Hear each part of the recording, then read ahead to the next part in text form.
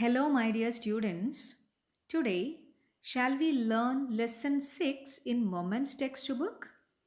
Weathering the Storm in Ersama by Harsh Mandir. Weathering the Storm in Ersama. The story gives us an account of the storm that hit the coastal town of Ersama in Odisha state in the year 1999. A young boy Prashant faced the fury of the storm and reached his village. The details of how he worked hard to help the villagers overcome the devastation caused by the storm inspire us to have courage and positive approach towards life. On 27th October 1999, Prashant went to meet one of his friends who lived in Ersama. The place was 18 kilometers from his village. In the evening, a super cyclone came. Wind beat against the houses with great fury or anger. There was heavy and continuous rain too. Houses and people have washed away against the flood. His friend's house was made of bricks and cement. It was strong enough to survive the wind blowing at 350 km per hour. But one uprooted tree fell on the house and damaged some part of its roof and walls. To escape the waters rising in the house, Prashant and his friend's family took range on the roof. They froze in the cold and the rain. In the early morning, Prashant saw the destruction caused by the cyclone. There was a sheet of water everywhere. Only pans of cement houses were still visible. All other houses had been washed away. Even huge trees had fallen.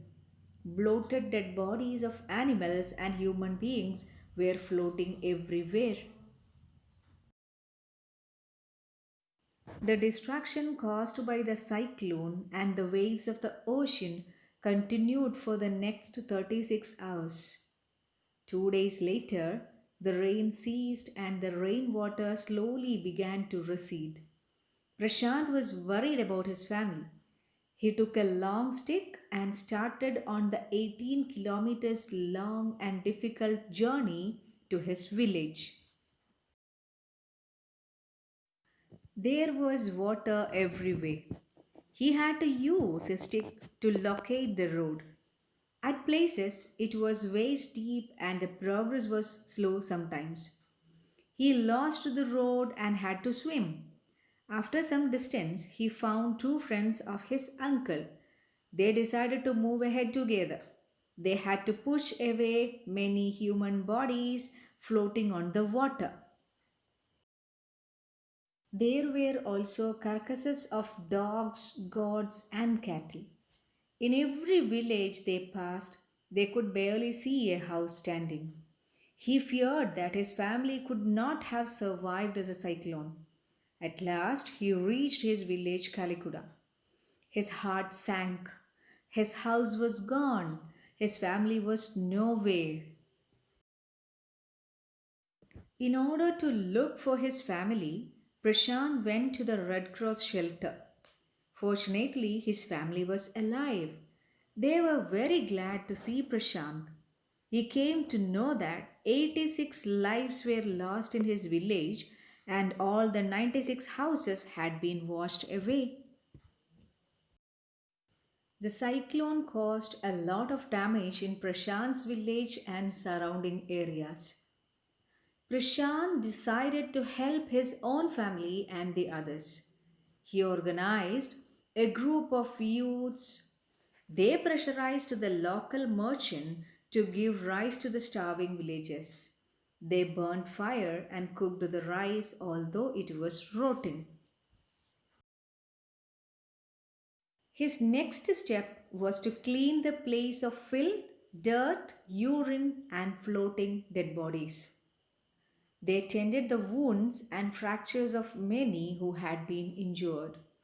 On the fifth day, a military helicopter dropped food, but it did not return. Prashant and others devised a plan to attract the attention of the helicopters. They deputed children to lie there with empty utensils on their stomachs. This was done to communicate to the helicopters that they were hungry. The scheme worked and the helicopters started dropping food regularly. Prashant brought orphan children and made a shelter for them. He asked the women to look after them. But he found that women and children were sinking deeper and deeper into their grief. He encouraged the women to work under Food for Work program started by an NGO. He engaged the other volunteers to help widows start their lives again. The orphan children were resettled in their own community.